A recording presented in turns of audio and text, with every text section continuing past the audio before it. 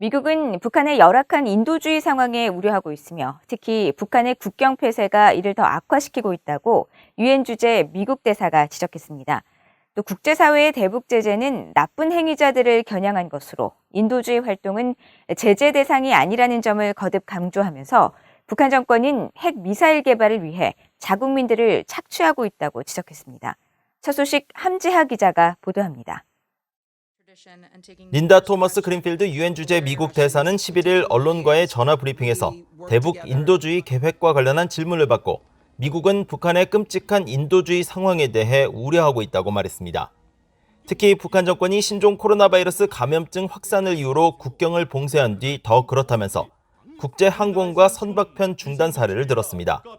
그러면서 이런 조치들은 인도주의 단체들과 유엔 기구들 그리고 다른 나라들이 유엔 대북제재위원회로부터 신속한 제재 면제 승인을 받은 뒤에도 도움이 필요한 주민들에게 지원을 전달하려는 노력에 상당한 지장을 주고 있다고 지적했습니다.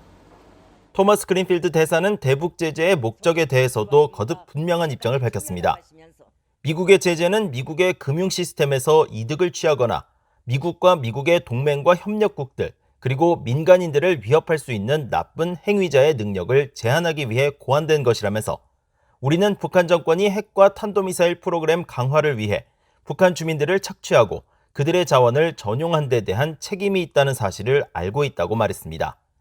이어 분명히 말하겠다면서 미국의 제재 프로그램은 인도주의와 관련된 무역이나 원조 또는 활동을 겨냥하지 않고 있다고 강조했습니다. 또 미국은 인도주의 지원에 대한 제재 면제 승인을 신속히 해왔으며 가능한 빨리 인도주의 지원을 촉진할 수 있는 추가적인 방법을 고려하는 데 열려 있다고 설명했습니다. 토머스 그린필드 대사는 앞서 지난 6일 일본 방문 당시 현지 언론과의 인터뷰를 통해서도 대북 제재는 북한의 인도주의적 위기를 초래하지 않았다는 점을 강조했습니다. 특히 북한의 인도적 위기는 국제사회 대북 제재로 인해 발생한 것이 아니라는 사실을 기억하는 것이 중요하며 북한 같은 불량 국가에 대한 현재의 제재는 그대로 유지될 것임을 분명히 했다고 니케이 신문 등 일본 언론들이 전했습니다. 그러면서 미국은 북한 주민에 대해 인도적 지원을 제공할 의지가 있으며 이를 촉진할 수 있는 추가 방안도 검토할 용의가 있다고 밝힌 것으로 전해졌습니다.